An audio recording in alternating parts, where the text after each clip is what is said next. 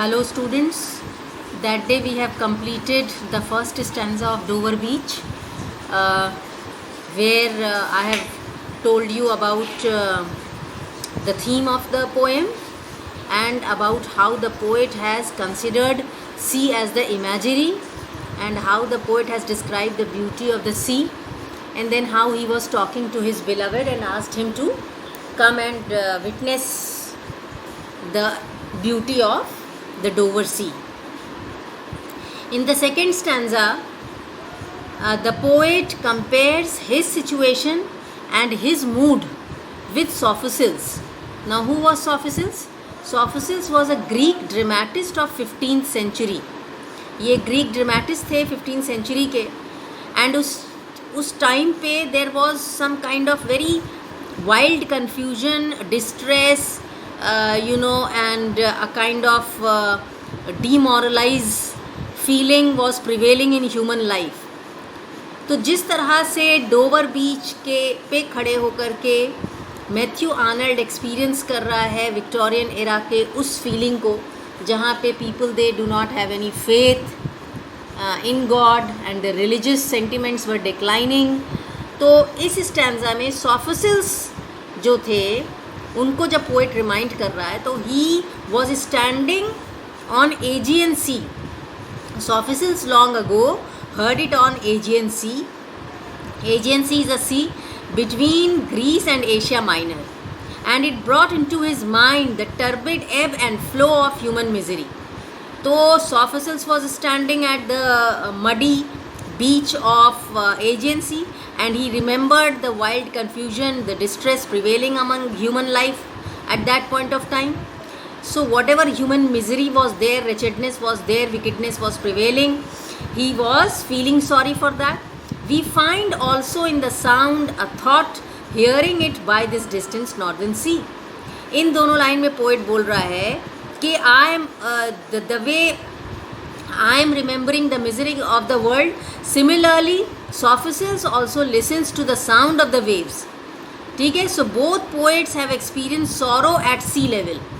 तो जहाँ पे मैथ्यू आर्नल्ड ने डोवर बीच पे खड़े होकर के विक्टोरियन एरा के जो प्रॉब्लम थी, लैक ऑफ फेथ और डिक्लाइनिंग रिलीजियस सेंटिमेंट्स थे, उसको एक्सपीरियंस किया, वहीं पे एजियन सी पे खड़े होकर के सोफोसिल्स ने उस मिजरी को एक्सपीरियंस किया. Then in this stanza number 3, ये सारे स्टैंजा देखिए छोटे छोटे हैं, फर्स्ट स्टैंजा वॉज बिगर. तो इस स्टैंजा में the poet considered the sea as the symbol of faith. Okay, the appearance of sea on the earth, the huge water body sea, is considered as a symbol of faith, great faith in God's religion. तो poet जो है वो बोल रहा है the sea of faith was once too at the full and round earth's shore. So just as the sea is full of waves, once the world was also full of faith. तो like word use हो रहा है, इसलिए ये simile है. Poet बोल रहा है कि just as the sea is full now, similarly once upon a time the world was full of faith also. तो यहाँ पे सी बन गया symbol of faith. And like the folds of bright girdle furled, girdle एक तरह का ornament होता है जो वीमेन अपनी वेस्ट पे पहनती हैं. तो sea water covering the earth is compared with girdle. ठीक है, तो the sea water which is covering the entire earth with the huge water, so that is compared with a girdle. Girdle also represents faith in God. But now I only hear its melancholy long withdrawing roar. But now what is the poet experiencing? The poet is sad, and the poet says that the way the water waves are retreating, going back, it represents the declining religious faith. तो जिस तरह से ये जो high tides होते थे और अब वो नहीं दिख रहे हैं, वाटर डिक्लाइन हो रहा है, रिट्रीट हो रहा है, it's going back into the ocean. So this is compared with declining religious faith. Of the night wind down the vast edges drear. Poet is saying that during the night even the wind, ठीक है, which is blowing and which should actually add to the beauty of the sea. So these vast waves along with the night wind, they are adding dull and gloomy atmosphere. ड्रियर का मतलब होता है डल और gloomy. तो poet बोल रहा है कि ये जो म्यूज़िक होती है, वो नाइट की जो म्यूज़िक होती है, वो एक्चुअली सी ब्यूटी को इंक्रीज़ करती है, लेकिन ऐसा कुछ नहीं है. इनफैक्ट ये बहुत ही डल और ग्लूमी है. And naked shingles of the world. Shingles आप समझे, यहाँ पे भी वर्ड यूज़ हुआ था, पेबल्स. और शिंगल्स का मतलब होता है स्मॉल राउंड पेबल्स, जो कि बीच में पड़े रहते हैं. These shingles are suggesting doubts, faithlessness and uncertainty, confusion which was going in the among the human beings. जब गॉड में आपका फेथ नहीं है, जब रिलीजियस फीलिंग्स आप मान नहीं रहे हैं, तो ऑब्वियसली आपके अंदर जो है वो डिमोरलाइजेशन भी आएगा, आप डिप्रेस भी होंगे, आप सैड भी होंगे, आप डाउटफुल भी होंगे, क्योंकि आपको फेथ नहीं है गॉड के अंदर. आपकी लाइफ में अनसर्टेनिटी भी आएगी. अब लास्ट स्टैंजा पे आइए, जहाँ पे पोइट जो है again he is talking to his beloved. Love let us be true.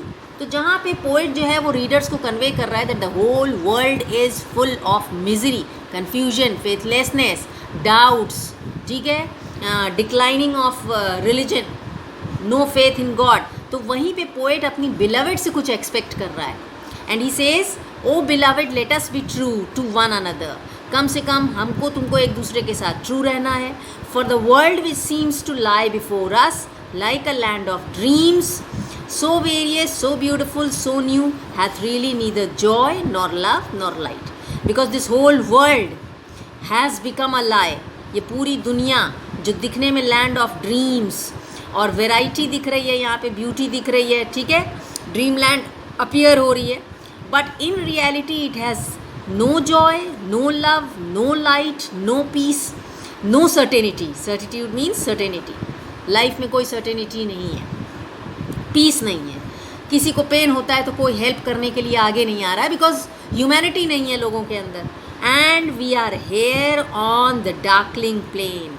तो अब ये जो अर्थ है वो एक्चुअली ह्यूमैनिटी जब नहीं है इस अर्थ पे, रिलीजन नहीं है इस अर्थ पे, सेंटिमेंट्स नहीं है गॉड को लेकर के, so this whole earth has become a dark plain, swept with confused alarms of struggle and flight. And people, because there is no faith, so all sides the alarms of dangers are coming. People are struggling, they are fighting among each other, they are confused, where ignorant armies clash by night, where human beings fight for no reason because of dark faith, confusion and ignorance. Ignorance का मतलब होता है illiteracy. तो जब आपके अंदर knowledge नहीं है, गॉड को मानने की एबिलिटी नहीं है, तो आपस में आप जो है वो एक इग्नोरेंट एटीट्यूड आपका रहेगा, और आप उसको एक्चुअली जो है आपका जो ध्यान है वो हो ही नहीं पाएगा गॉड की तरफ, ना ही रिलीजन की तरफ. तो जब ह्यूमैनिटी नहीं रहेगी तो ये पूरा अर्थ जो है वो डार्क हो जाएगा. People they will be fighting with each other, conflicting situation हो जाएगी. तो ये पूरी पोएम है. इसको आप, I will give you notes also. तो अब आप समझ लीजिए, द पहले स्टैंजा में the poet is describing the beauty of Dover beach. In the second stanza the poet is reminded of Sophocles. In the third stanza the poet considers sea a huge water body with faith. Sea is considered as a symbol of faith. In the last stanza, the poet is talking to his beloved, where he is requesting his beloved to be true to himself, because in his opinion, the world has become very dark, and there is no peace, no joy, no happiness, no light. So this is all about the poem.